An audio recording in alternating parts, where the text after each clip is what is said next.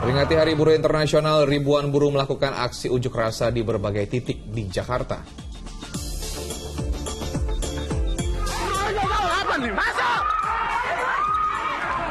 Dua kelompok pemuda saling serang menggunakan senjata tajam dan batu.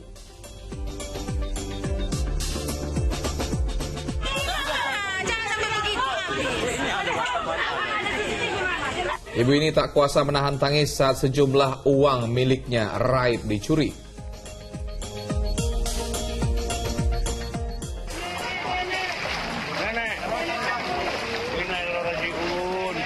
Seorang nenek tewas tenggelam saat mencoba menerobos banjir yang melanda permukiman.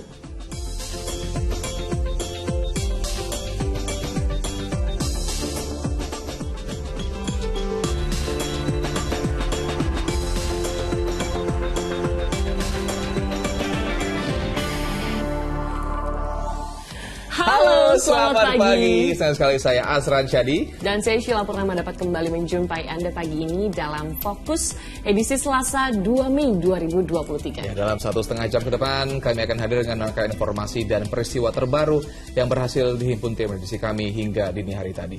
Inilah Fokus Pagi selengkapnya. Pemirsa, peringati Hari Buruh Internasional, ribuan buruh melakukan aksi unjuk rasa di berbagai titik di Jakarta. Ya, mereka menuntut sejumlah hal, diantaranya pencabutan Undang-Undang Cipta Kerja.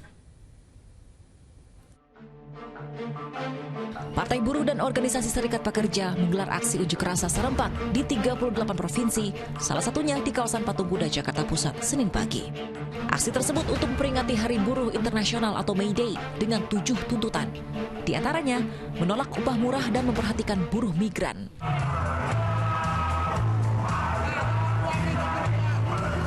Sejumlah buruh juga memadati kawasan Patung Kuda Arjuna Wijaya Gambir, Jakarta Pusat.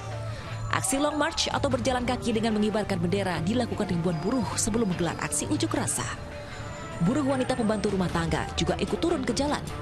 Para buruh wanita pembantu rumah tangga tersebut melakukan aksi teatrikal dengan memajang ratusan ember.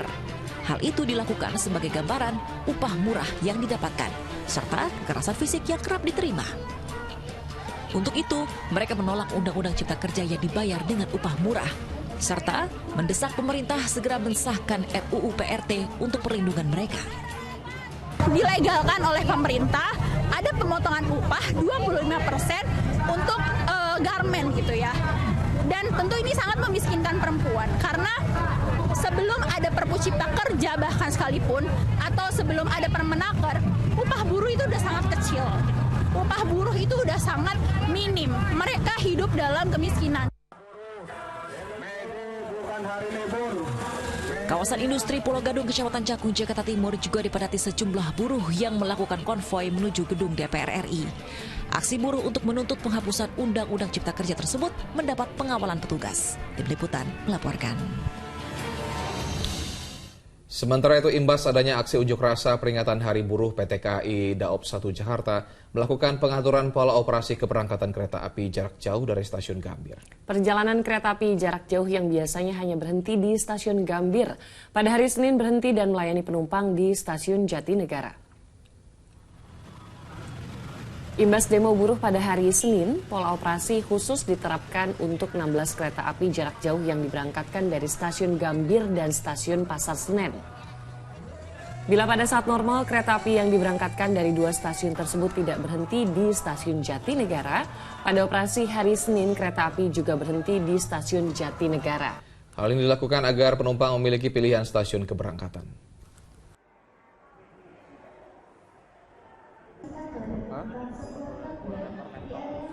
Usai kumandang azan subuh untuk wilayah ibu kota DKI Jakarta dan sekitarnya, kami akan hadir dengan sejumlah informasi menarik lain diantaranya. Diduga salah paham dua kelompok pemuda saling serang menggunakan senjata tajam dan batu di Makassar, Sulawesi Selatan. Tetaplah bersama Fokus Pagi.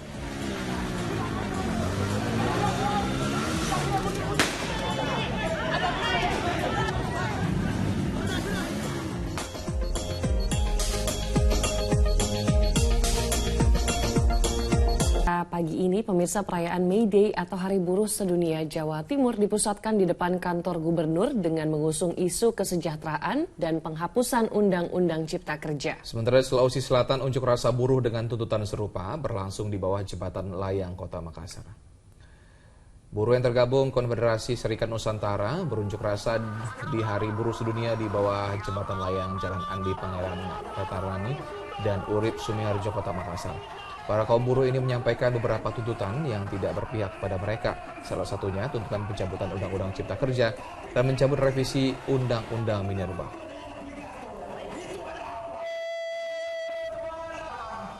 Di Jawa Timur, perayaan Hari Buruh Sedunia berpusat di depan kantor gubernur di Jalan Pahlawan, Surabaya. Isu kesejahteraan buruh menjadi isu utama mulai dari tuntutan penghapusan Undang-Undang Cipta Kerja karena dianggap tidak berpihak kepada kesejahteraan kaum pekerja.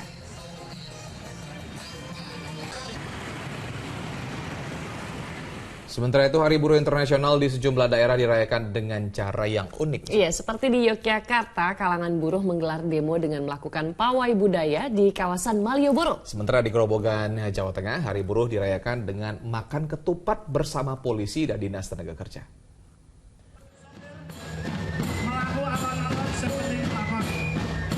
Ratusan buruh dari berbagai serikat pekerja di Yogyakarta merayakan Hari Buruh Internasional dengan cara unik.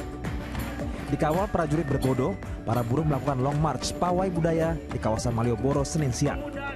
Dalam aksi tersebut mereka menyampaikan sejumlah tuntutan, antara lain mendesak pemerintah untuk mencabut Undang-Undang Nomor 6 Tahun 2023 tentang Cipta Kerja dan menaikkan upah buruh sebesar 50%.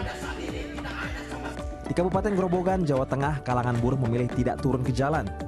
Mereka justru merayakannya dengan makan ketupat bersama dengan anggota kepolisian dan pegawai Dinas Tenaga Kerja Kabupaten Grobogan di pos pelayanan Lebaran Simpang 5 Purwodadi. Selain membangun sinergitas dengan kalangan buruh, kegiatan tersebut juga dimanfaatkan untuk berdiskusi bersama untuk memecahkan persoalan yang dihadapi para buruh. Suasana yang masih kering ini kita bisa merayakan sambil makan ketupat dan bermakan. Kita adakan diskusi juga bagaimana kedepannya ekonomi di Grobogan supaya lebih baik lagi. Selain kegiatan makan bersama, para buruh juga menggelar bakti sosial dengan membagikan sembako kepada para tukang becak. Tim Liputan melaporkan. Presiden Joko Widodo menyampaikan ucapan Selamat Hari Buruh Internasional kepada seluruh buruh dan pekerja di tanah air. Presiden berpesan momentum Hari Buruh harus dimanfaatkan untuk memperluas kesempatan kerja dan meningkatkan kesejahteraan, serta melindungi hak buruh maupun pekerja. Berikut adalah pernyataan dari Presiden Joko Widodo selengkapnya. Kepada seluruh buruh dan pekerja di seluruh tanah air Indonesia, saya mengucapkan Selamat Hari Buruh Internasional 2023. Momentum ini harus kita manfaatkan untuk terus memperluas kesempatan kerja, meningkatkan kesejahteraan buruh dan pekerja, melindungi hak buruh dan pekerja, serta meningkatkan produktivitas dan daya saing nasional. Kita beralih ke informasi lain, pemirsa. Diduga salah paham, kericuhan terjadi di depan sebuah asrama mahasiswa di Kota Makassar, Sulawesi Selatan. Dua kelompok pemuda saling serang menggunakan senjata tajam dan batu. Satu orang diduga provokator ditangkap polisi.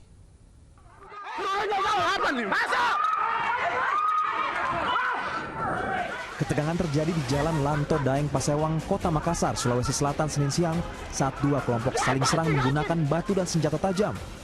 Kejadian berawal saat sekelompok orang yang mengendarai sepeda motor melintas di depan asrama dengan menggeber knalpot motor berulang kali. Sejumlah penghuni pun tersinggung hingga tawuran pun tak terhindarkan. Satu orang diduga provokator ditangkap polisi dan langsung dibawa ke Mako Polsek Makassar untuk pemeriksaan lebih lanjut. Dari teman-teman saudara-saudara kita dari Papua itu kan ada di dalam. Hanya karena tadi ada orang yang pakai motor knalpot brong itu, nah manas-manasi. Nah itu situlah ada miss, ada salah paham. Udah itu aja. Terus sudah selesai, udah clear, nggak ada masalah. Kini suasana di lokasi telah kembali kondusif. Aparat kepolisian sektor Makassar disiagakan di lokasi guna mengantisipasi aksi tawuran susulan. Andi Muhammad Sardi melaporkan dari Kota Makassar, Sulawesi Selatan. Sebuah minibus menabrak pembatas jalan hingga tersangkut di wilayah Tambora, Jakarta Barat pada Senin malam. Diduga sang pengemudi mengantuk hingga membuat mobil hilang kendali.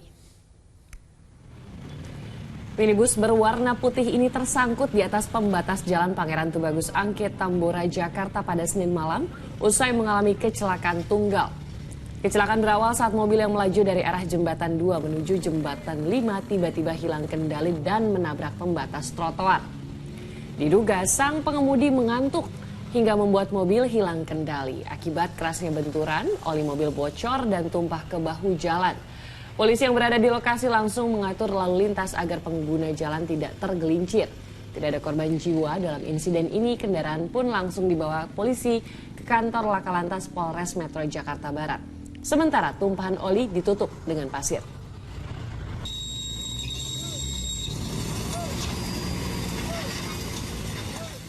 Diduga alami remblong, sepeda motor yang ditumpangi dua wisatawan menabrak tumpukan sekam di Kabupaten Mojokerto, Jawa Timur. Sementara di Kabupaten Kudus, Jawa Tengah, seorang pengendara motor tewas setelah ditabrak mobil pickup.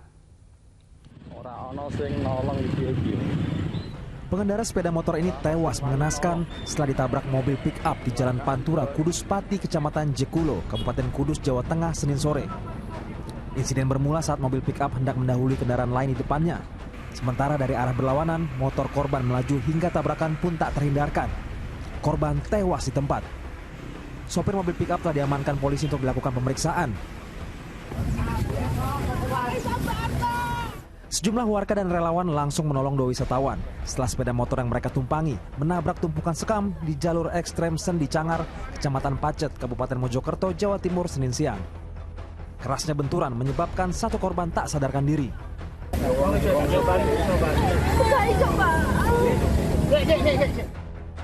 Sementara motor korban ringsek dan tersangkut di atas tumpukan sekam.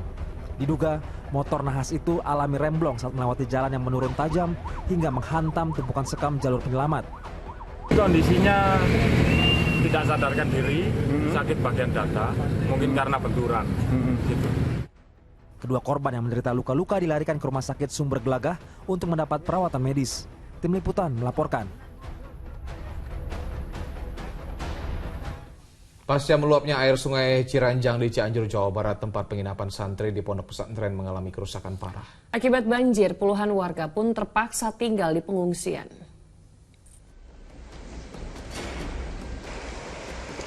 Inilah kondisi tempat penginapan santri di sebuah pondok pesantren yang mengalami kerusakan parah pasca meluapnya sungai Ciranjang di Kabupaten Cianjur, Jawa Barat. Lokasinya berada di bantaran sungai Ciranjang dengan kondisi sudah tidak layak huni. Bangunan yang terbuat dari kayu posisinya sudah miring dan sebagian tergerus air sungai bercampur lumpur setinggi 1 meter. Bahkan sebuah mobil milik pondok pesantren hingga saat ini masih terendam air dan sulit dievakuasi. Pihak BPBD membantu warga untuk membersihkan material banjir yang masuk ke permukiman warga, sarana pendidikan maupun perkantoran. Ada yang laporannya itu ada 2 kecamatan yang terhitung banyak yang terkena dampak banjir itu sendiri. Yang pertama di Kecamatan Ciranjang, yang kedua di Kecamatan Bojong Bitung. Di Kecamatan Bojong Bitung ada menurut laporan ada 7 desa, di Kecamatan Ciranjang laporan sementara ada 5 desa. Sementara itu, petugas BPBD dibantu petugas kecamatan dan desa menyalurkan bantuan logistik untuk 93 warga yang mengungsi di aula kantor desa Ciranjang pasca banjir yang menerjang permukiman mereka. Warga yang tidak bisa menyelamatkan barang-barang ditampung di aula desa setempat, seperti Yulianti, pengungsi yang baru melahirkan seorang bayi. Ia dan keluarganya terpaksa tinggal di pengungsian. Ini Teteh ngungsi di mana teh? Dari desa. Oh, di aula desa ya. Ini sama bayi ini berapa? Ya, sama dua anak sama. Ini baru lahir ya? Iya baru lahir. Luapan air sungai Ciranjang menyebabkan 12 desa di Kecamatan Ciranjang dan Kecamatan Bojong Picung terdampak banjir. Rendra Guzali melaporkan dari Kabupaten Cianjur, Jawa Barat. Ya, hujan lebat yang turun sejak Senin dini hari membuat banjir melanda permukiman warga di Kenali Asam, Kota Jambi pada Senin pagi. Seorang warga tewas tenggelam di tengah banjir. Banjir setinggi rata-rata setengah meter merendam permukiman warga di Kelurahan Kenali Asam, Kecamatan Kota Baru, Jambi, Senin pagi. Banjir terjadi setelah hujan deras mengguyur sejak Senin dini hari. Harta benda dan perabot rumah pun ikut terendam. Diperkirakan 95 rumah yang berada di 4 wilayah RT terendam. Ini berapa? 30 ada. Ini lokasi di sini saja. RT 3, Pak. 30 unit. 30 unit, belum RT 4 sebelang. Warga berharap pemerintah Kota Jambi segera turun tangan mengatasi banjir yang kerap terjadi. Hujan sedikit pun di sini pasti tergenang air sudah. Jadi minta tolonglah solusi dari pemerintah kayak mano ya kan, biar banjir ini nih tidak terulang lagi.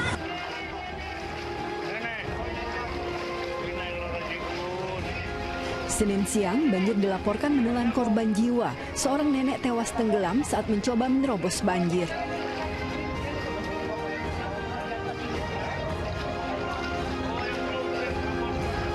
Diduga korban, Omi 72 tahun, terpeleset lalu masuk ke dalam selokan yang tertutup banjir. Begitu saya angkat, saya balikkan, rupanya nenek-nenek. Mungkin nenek ini mau ke warung, kemudian licin, dia tidak nyangka kalau di sebelah ini ada parit. Itu jatuh ke dalam parit. Pengaruh banjir ini tadi? Iya, pengaruh akibat banjir ini tadi. Selain permukiman, banjir juga merendam ruas jalan di Simpang 4 Kenali Asam hingga arus lalu lintas terganggu. Rick Harsen melaporkan dari Jambi. Ruas jalan dan permukiman warga di Kabupaten Pali, Sumatera Selatan terendam banjir setelah kawasan itu diguyur hujan deras. Banjir menyebabkan sejumlah kendaraan mogok, aktivitas warga pun terganggu. Ruas jalan di Kecamatan Talang Ubi, Kabupaten Pali, Sumatera Selatan, Senin pagi terendam banjir. Banjir yang cukup deras menyulitkan warga beraktivitas dan beberapa kendaraan roda 2 mogok. Sejumlah petugas berupaya mengatur lalu lintas dan membantu warga menyeberangi banjir. Banjir yang terjadi di Kecamatan Talang Ubi diakibatkan meluapnya Sungai Abab setelah hujan berlangsung selama 4 jam. Himbau kepada masyarakat yang melintasi khususnya kendaraan roda 2 dikarenakan kedalaman air sampai 35 cm. Himbau tetap berhati-hati pada saat melintasi jalan tersebut. Tidak saja jalan, banjir juga merendam sejumlah rumah warga. Bahkan ketinggian banjir mencapai 30 hingga 50 cm. Dedi Irwansyah melaporkan dari Kabupaten Pali, Sumatera Selatan. Sementara itu hujan deras di Samarinda, Kalimantan Timur menyebabkan sejumlah kawasan terendam banjir. Selain terdampak pada tertutupnya akses jalan, banjir juga melumpuhkan kegiatan warga. Pengendara motor terpaksa mendorong kendaraannya yang mogok akibat mesin kemasukan air. Mereka nekat melintasi banjir di kawasan Jalan DI Panjaitan, Sungai Pinang, Samarinda, Senin malam. Rumah warga dan tempat usaha juga ikut terdampak menyusul hujan deras yang terus mengguyur kawasan ini. Daerah rendah dan berbentuk tikungan menjadi kawasan ini kerap menjadi langganan hujan langganan banjir saat turun hujan. Mungkin dari curah hujan yang lumayan deras dan juga memang di sini memang wadahnya agak rendah, agak cekungan. Jadi kalau bila terjadi hujan rendah memang sering terjadi banjir.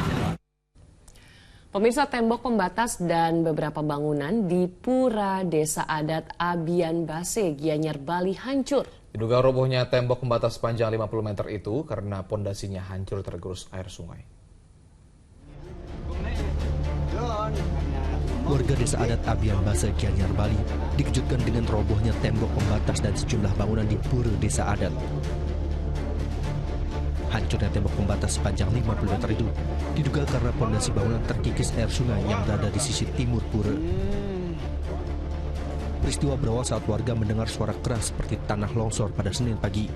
Belakangan, baru diketahui suara tersebut berasal dari robohnya tembok sepanjang puluhan meter yang ikut tergerus ke sungai. Akibat peristiwa tersebut, kerugian ditaksir mencapai 200 juta rupiah.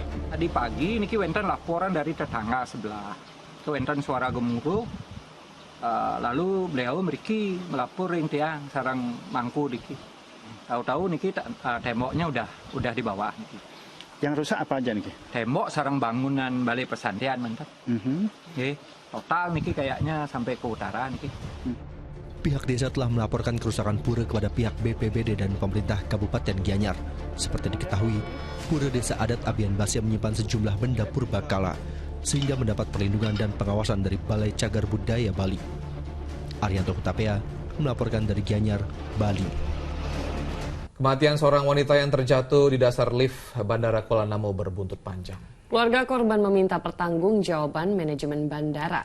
Sementara dalam pemeriksaannya ke TKP, Ombudsman menemukan adanya kelalaian dari pihak bandara terkait kerusakan lift yang sering diperbaiki. Dari hasil peninjauan, Ombudsman menemukan sejumlah fakta, diantaranya lift sering mengalami kerusakan dan juga sering diperbaiki. Ombudsman memastikan kejadian yang menewaskan Aisyah Sinta Dewi Hasibuan diduga ada unsur kelalaian dari pihak pengelola bandara. Lift ini sering rusak. Ya, sering berbaikan. Karena itu sering rusak, sering macet ya. Jadi mestinya itu ada perhitungan sampai kapan dia diperbaiki, sampai kapan kontrol bagus. Pihak bandara kini sedang mengevaluasi untuk perbaikan seluruh fasilitas bandara guna mencegah kejadian serupa. Pihak bandara juga mendukung sepenuhnya penyelidikan polisi. Terkait dengan kejadian ini, saat ini kami sedang melakukan upaya-upaya perbaikan dan penyempurnaan, baik itu terkait dengan SOP, penanganan laporan, kemudian SOP terkait dengan pemeliharaan dan maintenance terhadap semua fasilitas di Bandara Internasional Kuala Namu. Sementara suasana duka menyelimuti rumah korban Aisyah Dewi Sinta Hasibuan di Jalan Garuda, Medan, Sunggal. Tak terima dengan kematian korban, keluarga segera melayangkan tuntutan kepada manajemen Bandara Kuala Namu. Pasalnya keluarga menduga ada unsur kelalaian dalam kejadian tersebut. Setelah ditemukannya jenazah adik saya, baru tayangan CCTV itu ditampilkan dengan kata-kata yang menusuk hati kami sudah berduka, malah dibuat lagi tambah lebih berduka dengan kata-kata bahwasanya adik saya itu membuka paksa lift. Sementara tangan kanan dia memegang HP di kuping begini, tangan kirinya memegang pintu, itu kan tidak mungkin membuka paksa. Sebelumnya jasad Aisyah Dewi Sinta Hasibuan berada di dasar lift Bandara Kuala Namu Kamis 27 April lalu. Korban dilaporkan hilang sejak Senin 24 April dan ditemukan sudah menjadi mayat, menyusul pengunjung bandara mengeluhkan bau busuk di dalam lift tersebut. Muhammad Hamdani dan Tuti Alawiyah Lubis melaporkan dari Deli Serdang dan Medan, Sumatera Utara.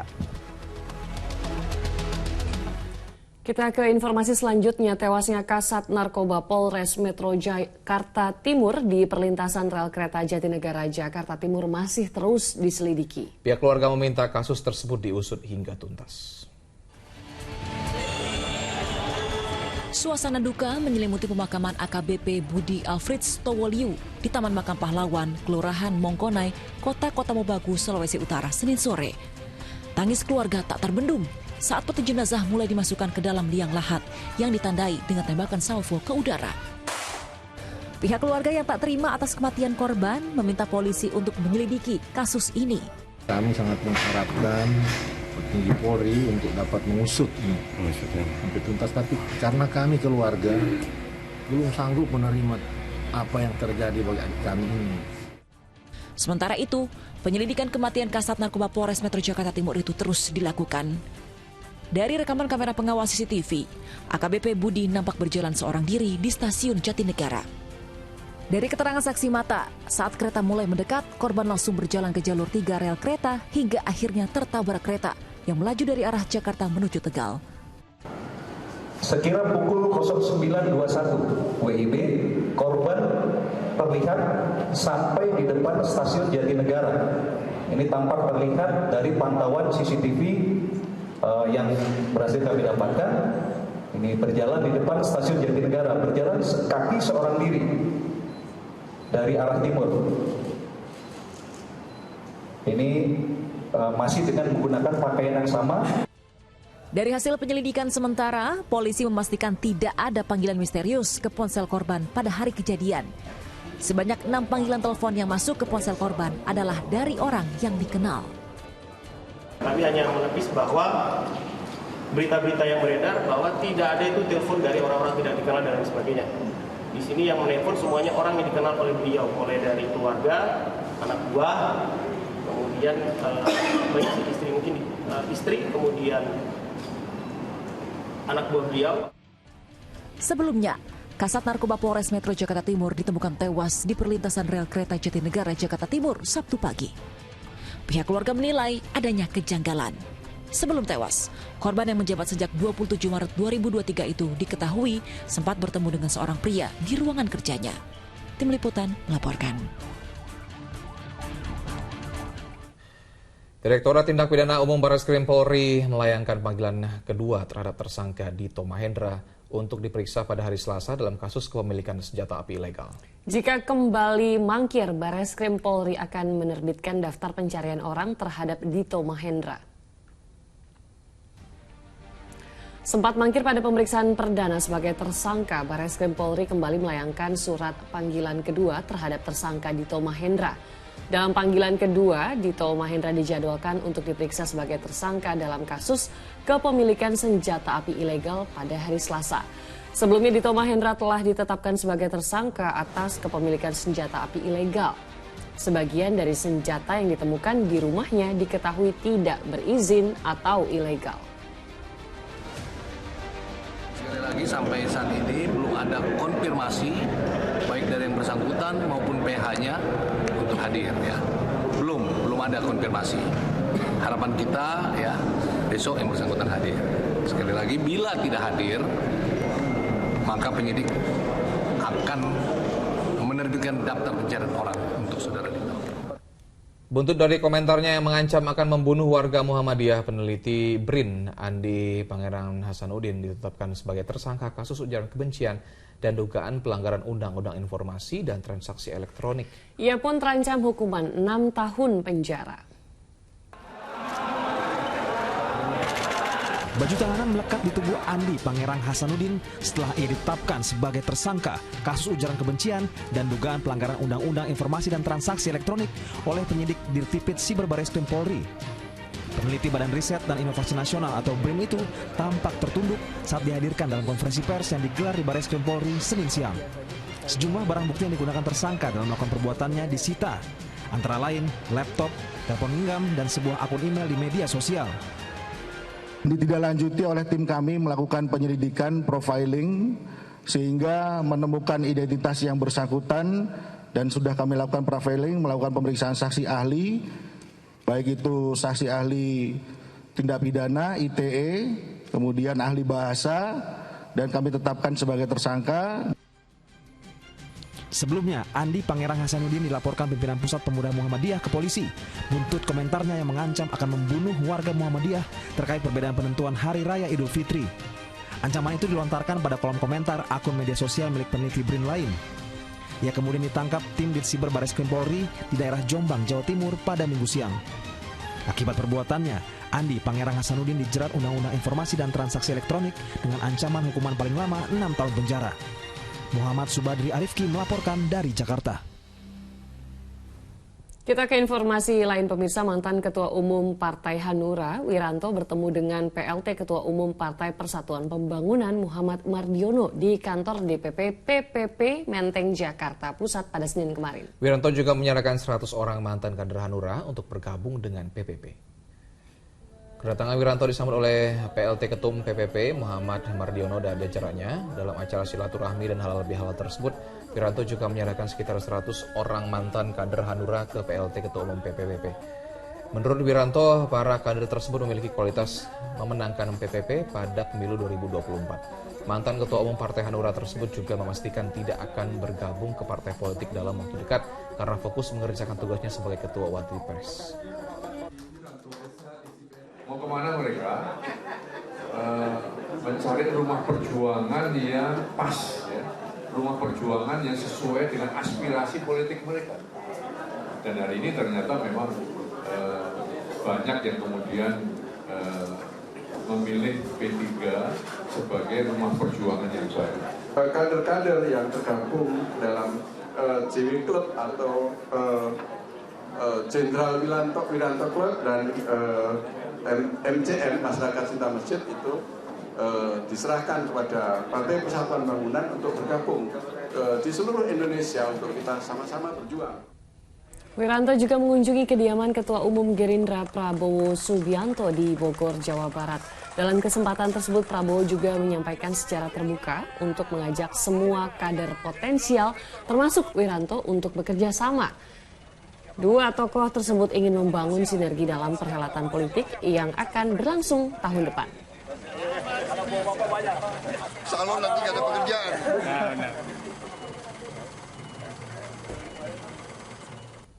Ibu ini tak kuasa menahan tangis saat sejumlah uang miliknya raib dicuri. Fokus Pagi akan segera kembali.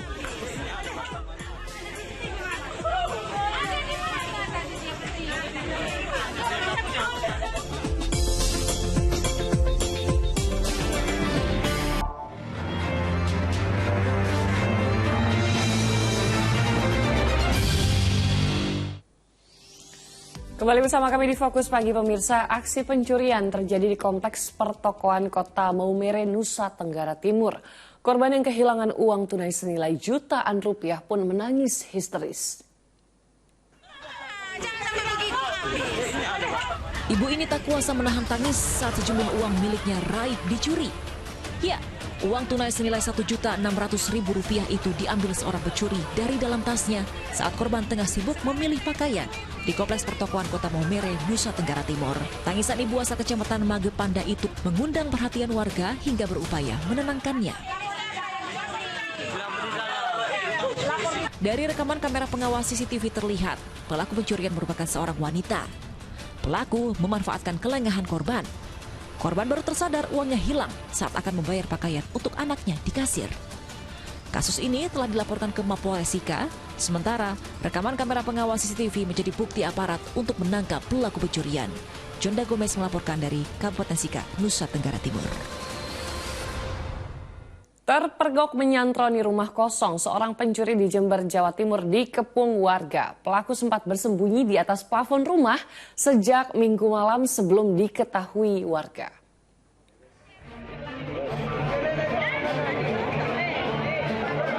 Ratusan warga mengepung rumah kosong di Jalan Pirtendean, Kecamatan Sumbersari, Jember yang ditinggal mudik pemiliknya Senin siang. Di dalam rumah itu bersembunyi seorang pencuri di atas plafon, bahkan keberadaannya sejak Minggu malam. Meski warga terus berdatangan, namun pelaku tak kunjung menyerahkan diri. Pelaku baru berani keluar dari rumah yang ditinggal mudik pemiliknya itu setelah polisi dan TNI tiba di lokasi. Pelaku kemudian diamankan ke Polsek Sumbersari.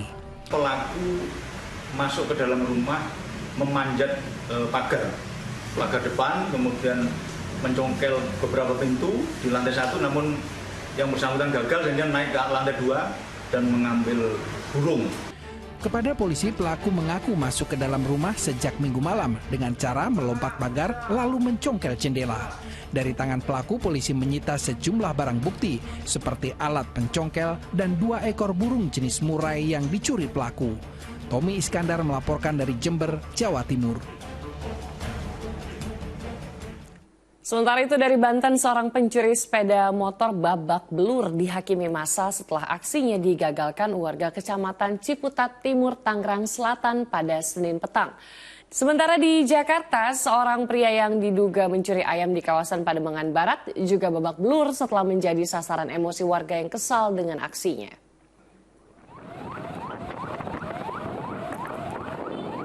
Pria ini langsung dievakuasi petugas menggunakan mobil bak terbuka milik pihak kepolisian usai ditemukan terkapar di ruas Jalan RE Marta Dinata, Pademangan, Jakarta Utara. Awalnya pria ini dikira merupakan korban kecelakaan lalu lintas karena dilaporkan terkapar di pinggir jalan. Namun ternyata pria ini merupakan pelaku pencurian ayam yang mengalami luka-luka setelah dihajar massa usai aksinya terpergok warga. Barang bukti berupa 5 ekor ayam diamankan pihak kepolisian untuk dijadikan barang bukti. Kasusnya kini ditangani pihak Polsek Pademangan. Udah habis semua. Habis semua ya? Ini sama ini habis semua, ini udah habis semua. Awalnya sih saya pikir itu unit laka lalu lintas ya, karena Kasat merintahkan ke jalanan, ke TKP, ya kita langsung meluncur. Ternyata di situ ada warga, ada ayam, berarti kan berarti bukan laka kan, kemungkinan tindak pidana. Ya keterangan lebih lanjutnya mungkin unit Reskrim karena ini jatuhnya kan pidana katanya. Di Tangerang Selatan, Banten, seorang pria juga babak belur usai tertangkap tangan mencuri sepeda motor di Jalan Pesona Gintung, Kelurahan Cempaka Putih. Pencurian berawal saat korban yang tengah membeli bakso lupa mencabut kunci kontak kendaraan sepeda motor. Pelaku yang memanfaatkan situasi langsung membawa kabur motor korban. Pelarian pelaku terhenti setelah menemui jalan buntu. Warga yang kesal pun langsung menghakimi pelaku. Kini pelaku sudah diamankan polisi.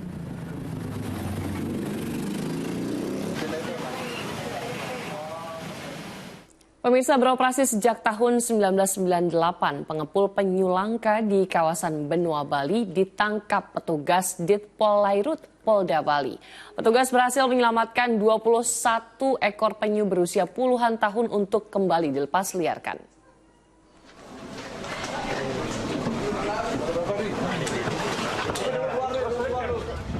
Penggerebekan rumah tersangka pengepul penyu hijau berlangsung di kawasan Jalan Pratama Bedoa, Badung.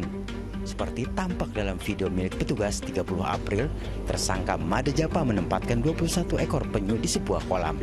Tersangka mendatangkan satwa langka dan dilindungi ini dari Madura, Jawa Timur untuk ia olah menjadi daging dan jenis makanan lainnya. Per paketnya seharga Rp300.000. Pria ini bisa mendapatkan 20 paket untuk satu ekor penyu berukuran besar. Jadi dia nampung, beli dari luar, kemudian ditampung di tempatnya, dipotong sama dia, dijual per paket. Per paket tadi kalau menurut pengakuan yang bersangkutan itu 300.000 dijual. Kalau yang besar, menurut keterangan pelaku tadi bahwa hasilnya dari penyu yang besar kalau dipotong bisa sampai 30, antara 20 sampai 30 paket. Saat diamankan berapa? Yang kita amankan ada 21 ekor. Sebelum dilepas liarkan kembali, penyu-penyu ini sedianya mendapatkan perawatan terlebih dahulu. Sementara polisi terus mendalami kasusnya dengan memeriksa intensif tersangka. Lelaki ini terancam jeratan undang-undang tentang kekayaan sumber daya alam dan hayati dengan ancaman pidana hingga 5 tahun penjara. Arianto Hutapea melaporkan dari Badung, Bali. Pria bersenjata tajam mengamuk dan memecahkan kaca serta mimbar sebuah masjid di Sukabumi, Jawa Barat. Selain itu, pria tersebut juga memarahi setiap orang yang berusaha menghalanginya hingga warga ketakutan.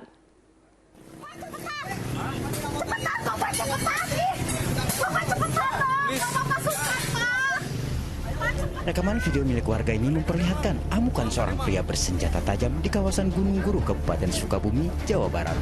Bersenjatakan golok, celurit, serta linggis, Anjas Kuswandi memecahkan kaca jendela masjid dan merusak mimbarnya. Bahkan ia juga melemparkan sejumlah benda lainnya di dalam masjid. Warga sempat ketakutan lantaran pria berusia 40 tahun tersebut semakin nekat menyerang dan memarahi setiap orang yang menghentikan ulahnya. Polisi sudah memeriksa TKP dan mengamankan tersangka berikut barang bukti. Saat ini pelaku sudah kita amankan beserta barang bukti ya, berupa golok, kemudian parang, belati, dan linggis ya, empat barang bukti, dan tersangka sudah kita amankan. Motifnya yang bersangkutan langsung datang ke masjid ya, ke masjid kemudian dia melakukan pengrusakan. Dari mulai dia memecahkan kaca, kemudian ada juga pintu dan juga mimbar ya, mimbar. Kini polisi masih mendalami kasusnya dengan memeriksa intensif tersangka dan meminta keterangan sejumlah saksi. Asep Didi melaporkan dari Sukabumi, Jawa Barat. Polisi menangkap 6 orang tersangka penganiayaan hingga tewas di Sukabumi, Jawa Barat. Para tersangka tega menghabisi nyawa korban yang mereka tuduh sebagai pencuri. Ke-6 tersangka langsung menjalani pemeriksaan di Satreskrim Polres Sukabumi, Jawa Barat. Mereka menjadi tersangka penganiayaan hingga tewas terhadap korban Rahmat, warga Sukamaju, Cikakak. Dalam kejadian itu korban diculik dan dibawa ke hutan dan menjadi bulan-bulanan 10 orang tersangka. Tersangka memaksa korban mengaku sebagai pencuri motor. Kini polisi masih memburu 4 orang tersangka lain yang terlibat dalam penganiayaan tersebut. Motifnya ya mereka melakukan penganiayaan, pengeroyokan tersebut adalah berdasarkan kecurigaan dan setelah melakukan penganiayaan terhadap korban, korban ini sempat mengaku bahwa yang bersangkutan mencuri. Namun itu belum bisa didalami lebih detail karena korban sudah terburu di amuk massa. Berdalih tak mau bertanggung jawab atas kehamilan mantan kekasihnya, seorang remaja pria di Cianjur, Jawa Barat nekat menembak seorang siswi SMK. Jenazahnya lalu dibuang ke sungai untuk menghilangkan jejak.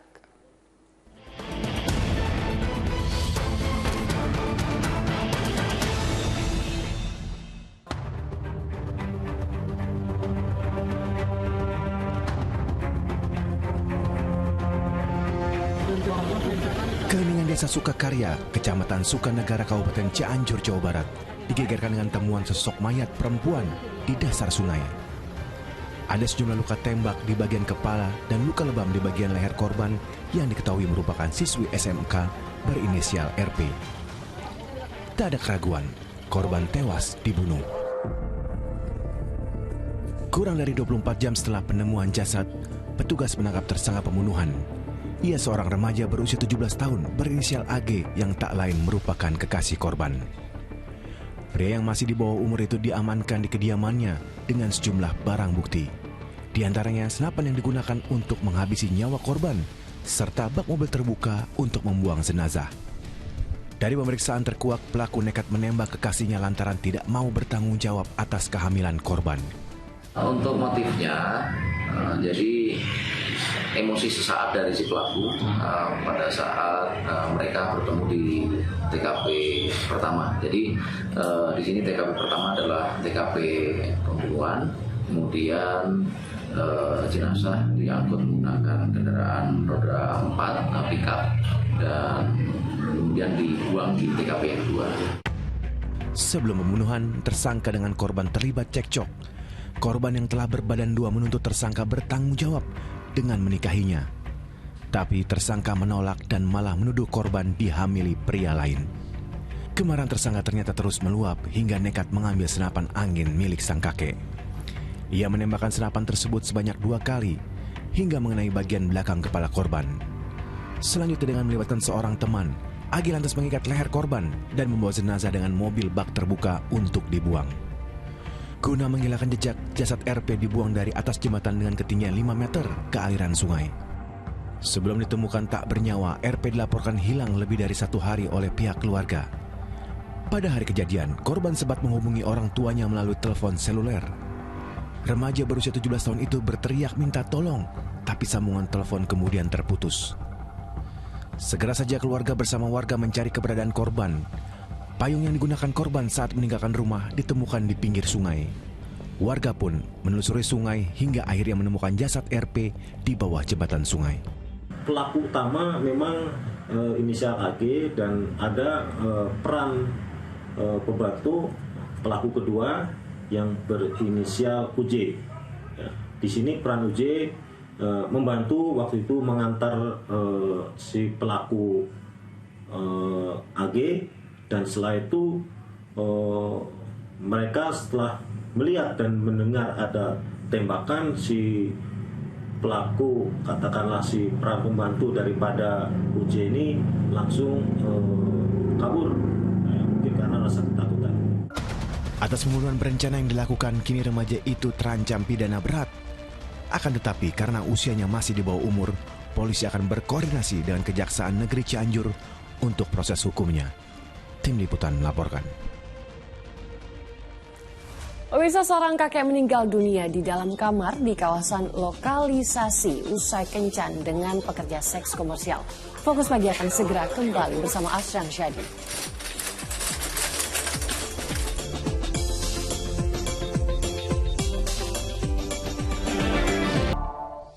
Seorang kakek di Batang, Jawa Tengah meninggal dunia di sebuah komplek lokalisasi. Ironisnya, korban tewas dalam kamar saat kencan dengan pekerja seks komersial. Warga Kelurahan Karangasem Utara, Batang, Jawa Tengah digegerkan dengan tewasnya seorang kakek di sebuah rumah di kawasan lokalisasi. Korban tewas usai berkencan dengan seorang pekerja seks komersial. Pria berusia 69 tahun itu sempat pingsan dan diberikan minum. Namun nyawanya tak tertolong. Petugas Satreskrim Polres Batang yang tiba di lokasi langsung melakukan identifikasi dan olah tempat kejadian perkara. Ditemukan seorang meninggal dunia di salah satu rumah di lokasi ini. Jenis kelamin? Ya. Jenis kelamin? Jenis kelamin laki-laki yang meninggal. Juga sementara pada penyebab kematian? Masih dalam pemeriksaan dokter, nanti kami minta keterangan dari dokter. Di peristiwanya sudah jam berapa? kami mendapat informasi kurang lebih jam 11 ya. Jam 11 kemudian kami langsung bergerak ke situ. Dari hasil pemeriksaan, tidak ditemukan adanya tanda-tanda penganiayaan maupun overdosis obat. Diduga korban meninggal dunia akibat kelelahan. Korban kemudian dievakuasi ke rumah sakit untuk divisum. Kuncoro Wijayanto melaporkan dari Batang, Jawa Tengah.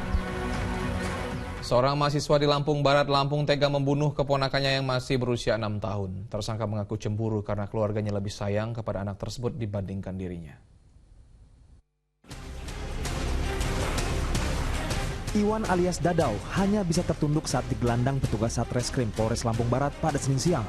Pemuda berusia 22 tahun itu ditangkap lantaran tega membunuh keponakannya sendiri yang masih berusia 6 tahun hanya gara-gara cemburu. Tersangka mengaku tidak lagi diperhatikan di keluarganya sejak kehadiran anak tersebut. Iwan juga merasa orang tua korban lebih sayang kepada korban dibandingkan dirinya. Tersangka ini merasa cemburu ya terhadap korban, di mana perlakuan orang tua korban ini lebih sayang kepada korban. Dan korban juga menurut dari keterangan tersangka sering menyuruh atau meminta sesuatu dengan nada yang keras, sehingga tersangka ini merasa sakit hati sehingga melakukan pembunuhan tersebut. Pelaku yang juga mahasiswa di sebuah kampus swasta di Bandar Lampung itu ditangkap setelah sempat buron selama 3 hari usai menghabisi korban dengan senjata tajam. Kini pelaku terancam pasal pembunuhan berencana dengan ancaman hukuman mati. Ari Susanto melaporkan dari Lampung Barat, Lampung.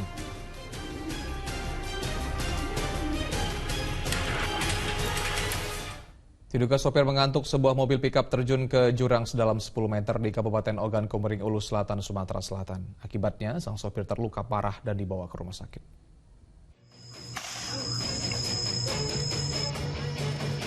Mobil bak terbuka tanpa muatan ini terguling di dasar jurang sedalam 10 meter di Desa Gunung Cahyo, Kabupaten Ogan Komering Ulu Selatan, Sumatera Selatan, Senin siang.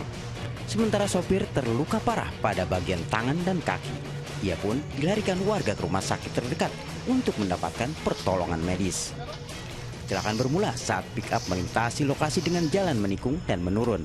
Diduga ia mengantuk hingga kendaraan hilang kendali dan terjun ke jurang. Sebelum kuburan makam pahlawan ini, sopirnya ngomong katanya ngantuk kan. Aku lagi mau gantiin nyupir, aku lagi sakit perut. Belum lama dia ngomong seperti itu, tertidur langsung nyemplung masuk dalam badan. Polisi dan warga butuh waktu lebih dari 4 jam untuk mengevakuasi pick-up dari dalam jurang. Kasus kecelakaan ini telah ditangani oleh unit Gakum Polres Ogan Komering Ulu Selatan. Dedi Irwansyah melaporkan dari Kabupaten Ogan Komering Ulu Selatan, Sumatera Selatan. Kematian seorang wanita yang terjatuh ke dasar lift Bandara Kuala Namu berbuntut panjang. Keluarga korban meminta pertanggungjawaban manajemen bandara. Sementara dalam pemeriksaan ke TKP, Ombudsman menemukan adanya kelalaian dari pihak bandara terkait kerusakan lift yang sering diperbaiki. Dari hasil peninjauan, Ombudsman menemukan sejumlah fakta, diantaranya lift sering mengalami kerusakan dan juga sering diperbaiki. Ombudsman memastikan kejadian yang menewaskan Aisyah Sinta Dewi Hasibuan diduga ada unsur kelalaian dari pihak pengelola bandara. Ini sering rusak. Ya, sering berbaikan. Nah, itu sering rusak, sering macet ya. Jadi mestinya itu ada perhitungan sampai kapan dia diperbaiki, sampai kapan kontrol baru bekerja. Pihak bandara kini sedang mengevaluasi untuk perbaikan seluruh fasilitas bandara guna mencegah kejadian serupa. Pihak bandara juga mendukung sepenuhnya penyelidikan polisi. Terkait dengan kejadian ini, saat ini kami sedang melakukan upaya-upaya perbaikan dan penyempurnaan, baik itu terkait dengan SOP, penanganan laporan, kemudian SOP terkait dengan pemeliharaan dan maintenance terhadap semua fasilitas di Bandara Internasional Kuala Namu. Sementara suasana duka menyelimuti rumah korban Aisyah Dewi Sinta Hasibuan di Jalan Garuda, Medan, Sunggal. Tak terima dengan kematian korban, keluarga segera melayangkan tuntutan kepada manajemen Bandara Kuala Namu. Pasalnya keluarga menduga ada unsur kelalaian dalam kejadian tersebut. Setelah ditemukannya jenazah adik saya, baru tayangan CCTV itu ditampilkan dengan kata-kata yang menusuk hati kami sudah berduka, malah dibuat lagi tambah lebih berduka dengan kata-kata bahwasanya adik saya itu membuka paksa lift. Sementara tangan kanan dia memegang HP di kuping begini, tangan kirinya memegang pintu, itu kan tidak mungkin membuka paksa. Sebelumnya jasad Aisyah Dewi Sinta Hasibuan berada di dasar lift Bandara Kuala Namu Kamis 27 April lalu. Korban dilaporkan hilang sejak Senin 24 April dan ditemukan sudah menjadi mayat, menyusul pengunjung bandara mengeluhkan bau busuk di dalam lift tersebut. Muhammad Hamdani dan Tuti Alawiyah Lubis melaporkan dari Deli Serdang dan Medan, Sumatera Utara. Libur panjang Lebaran berakhir pada pemudik kembali ke wilayah Jabodetabek. Pemudik memadati Terminal Bandara Soekarno-Hatta, Tangerang, Banten. Kepadatan juga terjadi di Stasiun Pasar Senen, Jakarta Pusat. Kepadatan penumpang terjadi di Stasiun Senen, Jakarta Pusat, Senin malam, pemirsa. Sebagian besar penumpang merupakan pemudik yang datang dari Jawa Timur dan Jawa Tengah. Daob 1 Jakarta mencatat sejumlah penumpang yang kembali ke Jabodetabek pada hari Senin mencapai 44.000 penumpang. Kepadatan penumpang juga terlihat di Bandara Soekarno-Hatta, Tangerang, Banten, Senin sore. Ratusan penumpang tiba di terminal kedatangan dari berbagai daerah. Peningkatan jumlah penumpang pesawat karena Selasa 2 Mei 2023 akan kembali bekerja. Pengelola bandara mencatat jumlah penumpang pada puncak arus balik mencapai 172.000 penumpang.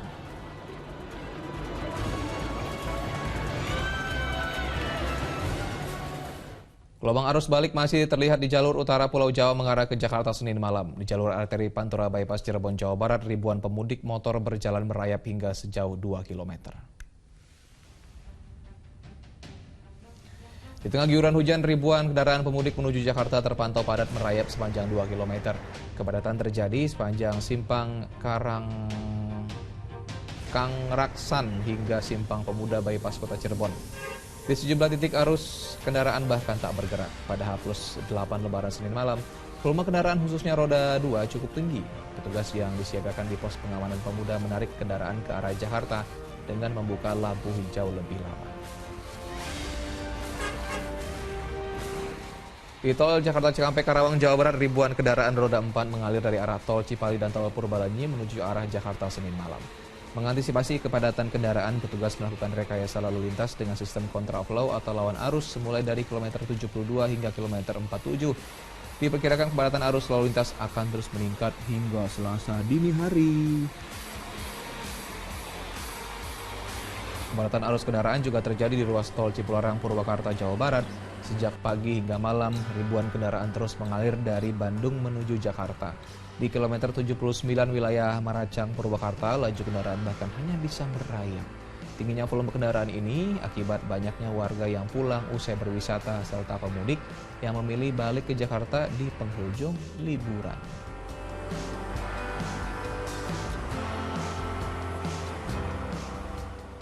Sementara itu di Pelabuhan Bakauheni, Lampung, ribuan kendaraan dan pemudik dari berbagai kota di Pulau Sumatera terus mengalir masuk.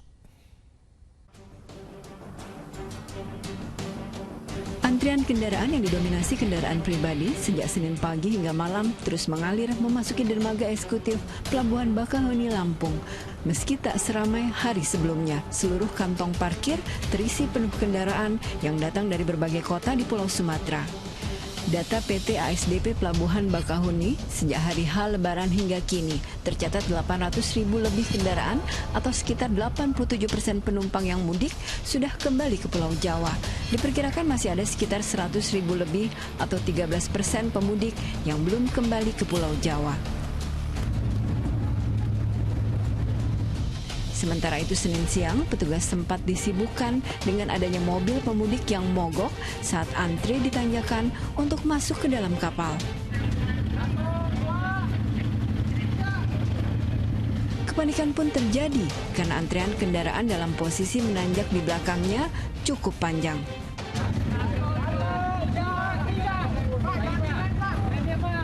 Sejumlah pemudik dibantu petugas beramai-ramai mendorong mobil agar tidak mundur dan menabrak deretan 5 mobil di belakang.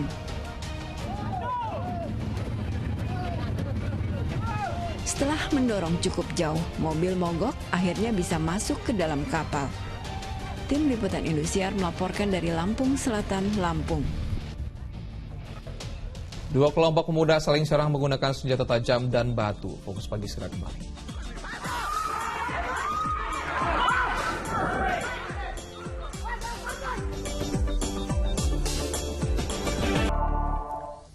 Kembali bersama kami di Fokus Pagi bersama saya Sheila Purnama. Dan saya Asra Disyadi. Arus balik di malam terakhir libur lebaran terpantau padat di jalur Tasikmalaya hingga Garut. Sementara arus balik di Jalan Pemuda Cirebon, Jawa Barat, total 800.000 sepeda motor lintasi jalur arteri Pantura tersebut.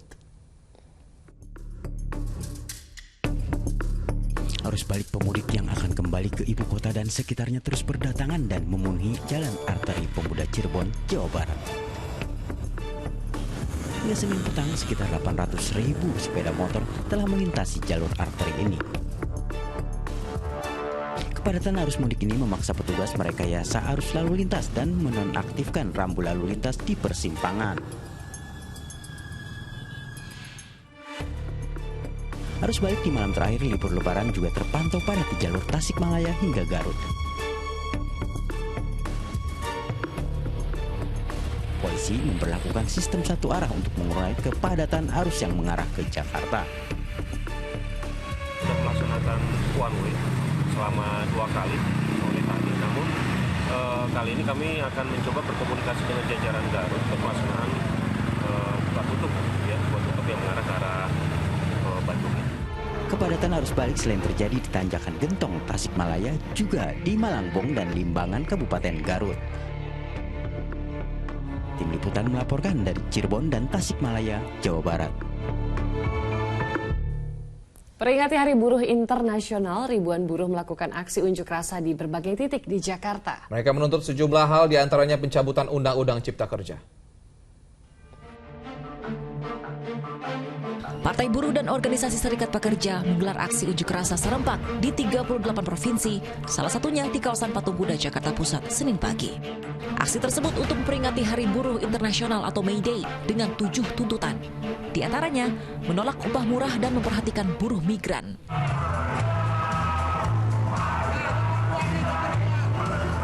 Sejumlah buruh juga memadati kawasan Patung Kuda Arjuna Wijaya Gambir, Jakarta Pusat. Aksi long march atau berjalan kaki dengan mengibarkan bendera dilakukan ribuan buruh sebelum menggelar aksi unjuk rasa. Buruh wanita pembantu rumah tangga juga ikut turun ke jalan. Para buruh wanita pembantu rumah tangga tersebut melakukan aksi teatrikal dengan memajang ratusan ember. Hal itu dilakukan sebagai gambaran upah murah yang didapatkan, serta kekerasan fisik yang kerap diterima. Untuk itu, mereka menolak Undang-Undang Cipta Kerja yang dibayar dengan upah murah, serta mendesak pemerintah segera mensahkan RUU PRT untuk perlindungan mereka. Dilegalkan oleh pemerintah, ada pemotongan upah 25% untuk garmen gitu ya. Dan tentu ini sangat memiskinkan perempuan karena sebelum ada Perpu Cipta Kerja bahkan sekalipun atau sebelum ada Permenaker, upah buruh itu udah sangat kecil. Upah buruh itu udah sangat minim. Mereka hidup dalam kemiskinan. Kawasan industri Pulau Gadung, Kecamatan Cakung, Jakarta Timur juga dipadati sejumlah buruh yang melakukan konvoi menuju gedung DPR RI. Aksi buruh untuk menuntut penghapusan Undang-Undang Cipta Kerja tersebut mendapat pengawalan petugas. Tim Liputan melaporkan.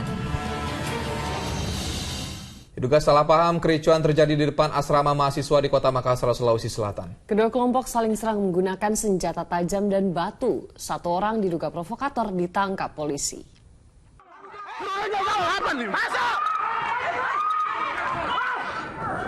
Ketegangan terjadi di Jalan Lanto Daeng Pasewang, Kota Makassar, Sulawesi Selatan Senin siang saat dua kelompok saling serang menggunakan batu dan senjata tajam.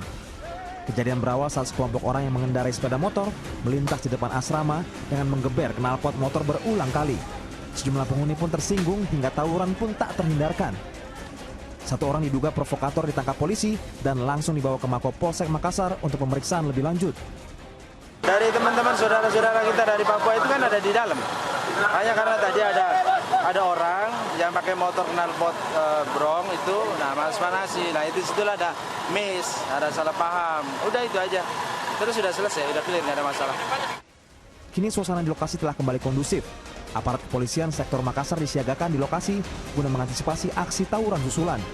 Andi Muhammad Sardi melaporkan dari Kota Makassar, Sulawesi Selatan.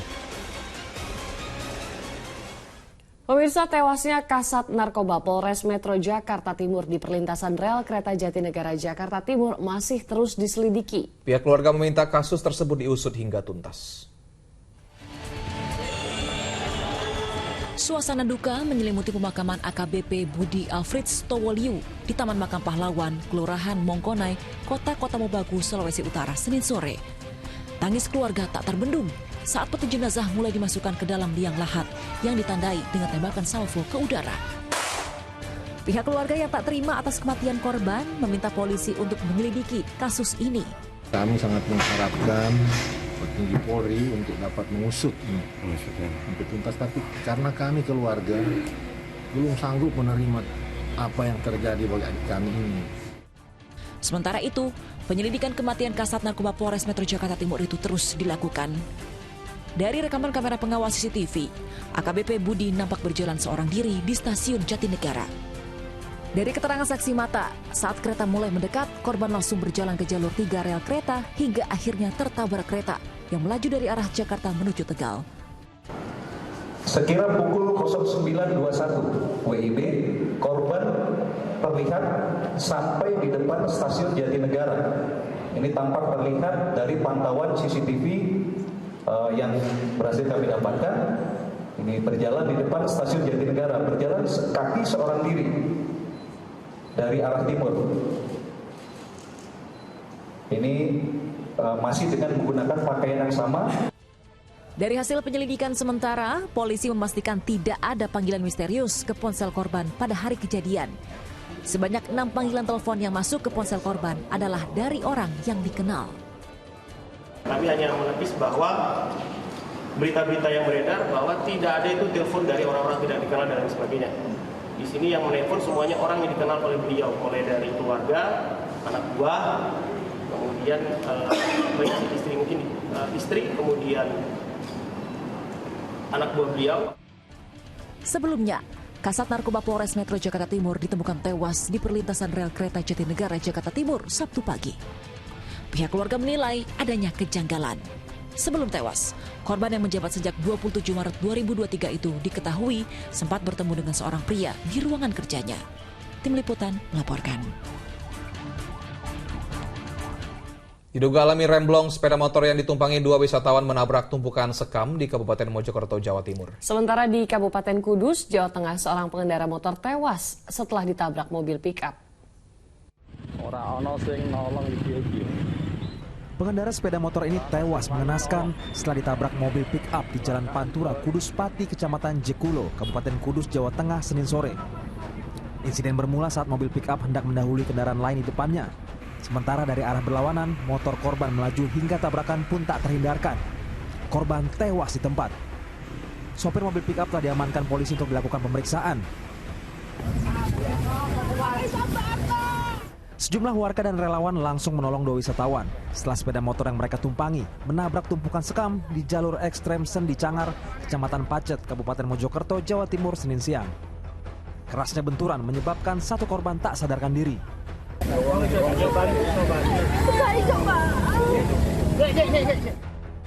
Sementara motor korban ringsek dan tersangkut di atas tumpukan sekam. Diduga motor nahas itu alami remblong saat melewati jalan yang menurun tajam hingga menghantam tumpukan sekam jalur penyelamat. Kondisinya tidak sadarkan diri, sakit bagian dada, mungkin karena benturan. Gitu. Kedua korban yang menderita luka-luka dilarikan ke Rumah Sakit Sumber Gelagah untuk mendapat perawatan medis. Tim Liputan melaporkan. Aksi pencurian terjadi di kompleks pertokoan Kota Maumere, Nusa Tenggara Timur. Korban yang kehilangan uang tunai senilai jutaan rupiah menangis histeris. Ibu ini tak kuasa menahan tangis saat sejumlah uang miliknya raib dicuri. Ya, uang tunai senilai Rp1.600.000 itu diambil seorang pencuri dari dalam tasnya saat korban tengah sibuk memilih pakaian di kompleks pertokoan Kota Maumere, Nusa Tenggara Timur.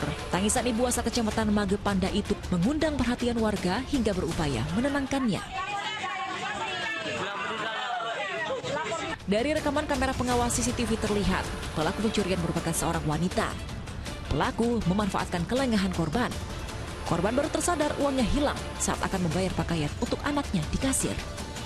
Kasus ini telah dilaporkan ke Mapolres Sika, sementara rekaman kamera pengawas CCTV menjadi bukti aparat untuk menangkap pelaku pencurian. Jonda Gomez melaporkan dari Kabupaten Sika, Nusa Tenggara Timur. Hujan lebat yang turun sejak Senin dini hari membuat banjir melanda permukiman warga di Kenali Asam, Kota Jambi, Senin pagi. Seorang warga tewas tenggelam di tengah banjir. Banjir setinggi rata-rata setengah meter merendam permukiman warga di Kelurahan Kenali Asam, Kecamatan Kota Baru, Jambi, Senin pagi. Banjir terjadi setelah hujan deras mengguyur sejak Senin dini hari. Harta benda dan perabot rumah pun ikut terendam. Diperkirakan 95 rumah yang berada di 4 wilayah RT terendam. Ini berapa? 30 ada. Ini lokasi di sini saja. RT 3, Pak. 30 unit rumah. 30 unit, belum RT 4. Warga berharap pemerintah Kota Jambi segera turun tangan mengatasi banjir yang kerap terjadi. Hujan sedikit pun di sini pasti tergenang air sudah. Jadi minta tolonglah solusi dari pemerintah kayak mano ya kan, biar banjir ini nih tidak terulang lagi.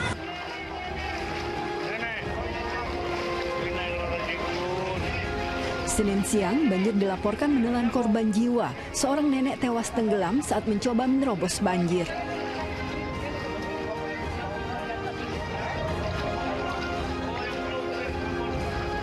Diduga korban, Omi 72 tahun, terpeleset lalu masuk ke dalam selokan yang tertutup banjir.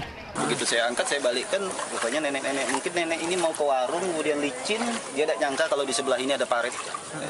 Itu jatuh ke dalam parit. Itu pengaruh banjir ini tadi? Iya, pengaruh akibat banjir ini tadi. Selain permukiman, banjir juga merendam ruas jalan di Simpang 4 Kenali Asam hingga arus lalu lintas terganggu.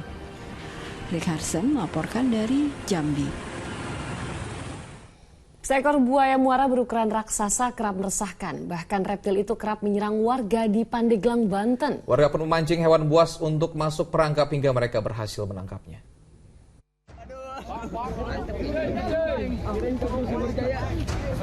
Seekor buaya muara atau Crocodylus porosus tangkapan warga ini berukuran 4 meter dengan bobot sekitar 100 kg. Warga Sumur Kabupaten Pandeglang, Banten resah dengan kehadiran binatang buas tersebut. Bahkan beberapa waktu lalu buaya sempat menyerang seorang warga pemancing. Warga sempat kesulitan saat mengevakuasi satwa liar nan ganas ini. Untuk menahan amukan reptil liar tersebut, warga mengikatnya dengan tali tambang. Warga berhasil meringkusnya setelah buaya masuk ke sebuah perangkap. Warga sedianya menyerahkan buaya ke BKSDA untuk dilepas liarkan ke habitatnya. Maka kami dari Polsek Sumur mendatangi TKP. Kemudian karena warga antusiasnya luar biasa, maka kami dari Polsek mengevakuasi buaya tersebut ke Polsek Sumur. Dan kami juga sudah koordinasi dengan BKSDA. Polisi juga mengimbau masyarakat untuk tidak mendekati area muara, sebab buaya berukuran besar lainnya masih berkeliaran di area tersebut. Ariel Maranus melaporkan dari Kabupaten Pandeglang, Banten. Dan pemirsa, laporan tadi menutup kebersamaan kita di Fokus Pagi hari ini. Saya Fokus Pagi, jangan lewatkan untuk menyaksikan program Magic 5. Ya, mewakili tim redaksi dan kerabat kerja yang bertugas, saya Sheila Purnama. Dan saya Asram Syadi, selamat pagi, selamat beraktivitas, dan sampai jumpa.